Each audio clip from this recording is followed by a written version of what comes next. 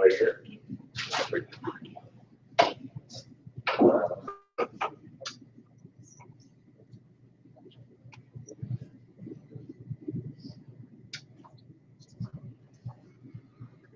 Okay. Please, we'll start with the first. Actually, all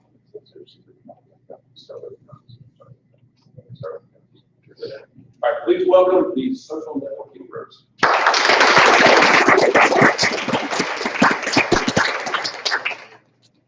Hi, I'm Tyler Moore. I'm Megan Hahn. I'm Isabel Wyatt, and we're from Nelson County to study the dangers of social networking. So social networking started to come out in the late 1990s. In 1997, 6 Degrees came out, which was one of the first. In 1999, blogs started to come out. And this eventually developed into more things like YouTube, which does videos, and Instagram, Snapchat, Facebook, and many other popular sites. Parents are concerned about the effects of social media on children, and we're here to address that. So this is Amy Dwyer, and I'm third simply, and we will be presenting to you the pros of social networking. So I'll provide you guys with a little bit of the background. So in 2002, Friendsters came out, and that was really popular, but the databases couldn't contain as many people as it had, so that had to be taken away. And later on, in 2004, Mark Zuckerberg created Facebook, and at that time, over 800 million users were on it. And currently, there are over 1 billion users, well, monthly users. Yeah. And what we are trying to do with this presentation is we're trying to help parents make a guide to teach kids how to use social networking safely and efficiently so they have overall good experience while they're using it. So that's our scenario. SNS, also known as social networking syndrome, can be defined as a condition in which the user develops an overwhelming need to access their account. This condition is often compared to other addictions such as alcoholism and video game playing. According to the chart behind me, teens spend a large proportion of their time accessing social networking accounts such as Facebook, Instagram, Twitter, and Snapchat. Facebook being the most popular. In an average day, the American population spends the approximate equivalent of 40,000 hours browsing social networking sites. According to a study conducted by the 99daysofreedom.com, they ran a trial for participants to try and stop using Facebook for 99 days. Most of the participants believed they could. They wanted to, but only a few could make it past a couple of days. Right. One of the main things about social networking that does not affect kids that much as it does adults, but if you teach your kids about now, young folks as they get older, is online advertising. Now, about 94% of the people that employers, they use social networking for their employment needs, and about 45 to 55% of them say that they have found efficient and hardworking workers through social networking. Now, in total, in the American population, about 18 million people have found their jobs through Facebook, and about 8 million through Twitter. And along with being able to advertise for jobs, you can advertise events, which can get you more social, like community events happening like a yard sale or something. You can post something about it on Facebook, get the community involved, and more active, and more social. And they can help advertise charity events and many other positive things that you can do. Advertise. So an article published in 2012 from USA Today told the story of a 14-year-old girl who got a friend request from a man she did not know, older man, and she accepted the friend request anyways. This led to lots of conversations through Facebook, and eventually they met up in person, and she lied to her mother about where she was going. He kidnapped her and raped her and beat her, and she was sold into human trafficking. That same article says that 27 of the 129 Polynesian children that were missing in 2012 met their captors through Facebook.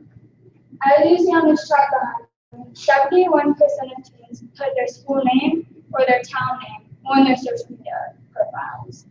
Only 66% of teens had their profiles set on private to where not everyone in the public can view them. And another 15% aren't aware of their privacy settings at all.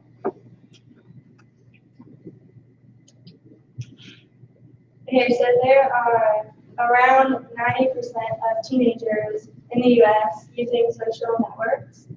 And some may believe that it's not educational and unsocial, but in reality there are, teens can communicate worldwide with people, so it's very social, and it's also very educational because, for one, they can be more politically involved. Like, they can see who's running for presidential elections, for example, and there's even sites that you can post on your timeline that you can click on, and like, for example, USA.gov, you can go on there and write a letter to the government, and it's just that easy. You can just click on it and you'll be way more politically involved. And also you can communicate with your classmates on current projects, homework assignments. So it's very educational as well.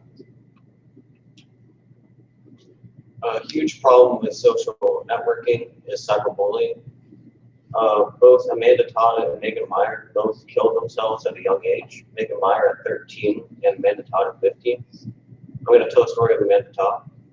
And when she was in 7th grade, around 13 years old, she, some people that she knew on Facebook, that she met there, told her she looked nice and stuff like that. They eventually convinced her to, over a year, to send one inappropriate photo. The person who got the photo used it to blackmail her and eventually released it. In order to escape all the shame and humiliation she felt, she moved out of town. And there she stated she started to do drugs and was on antidepressants for the depression she got. The guy then showed up to that school again.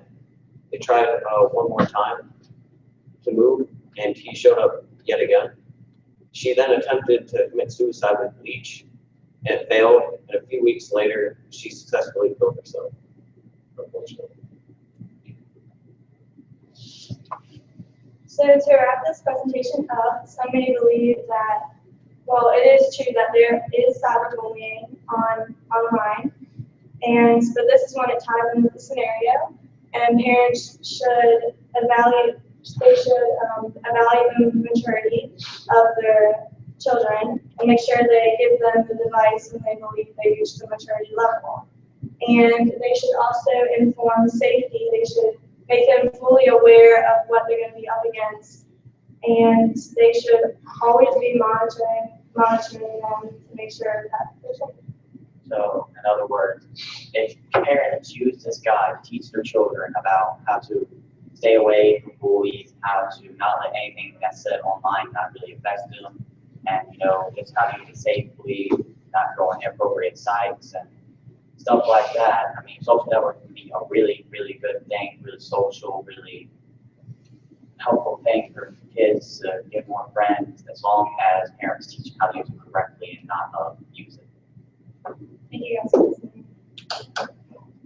Social networking can result in negative consequences such as cyberbullying, social addiction, and kidnappings or abductions. But it can also result in negative effects on one's physical and emotional well-being. The physical effects consist of insomnia and other sleep deprivational disorders. The emotional effects consist of depressions and insecurity or low self-esteem. Our solution is that parents and their children should find a balance. Parents should know each social networking site that their children use, and they should acquire the passwords to the said accounts. Also, they should monitor the accounts regularly and will ensure safety with their children, such as don't post too much personal information on your accounts. they should also set an age limit for like 14 years old is when they can be able to use it. And finally, they should encourage your children to avoid committing suicidal acts based off of cyberbullying.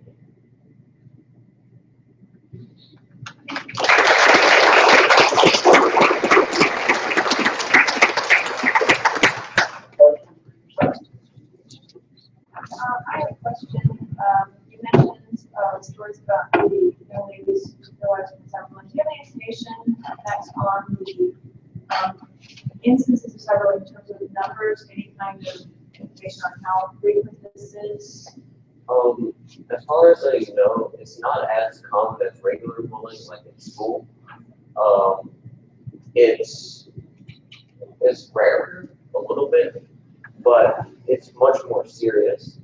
It causes more deaths than actual bullying.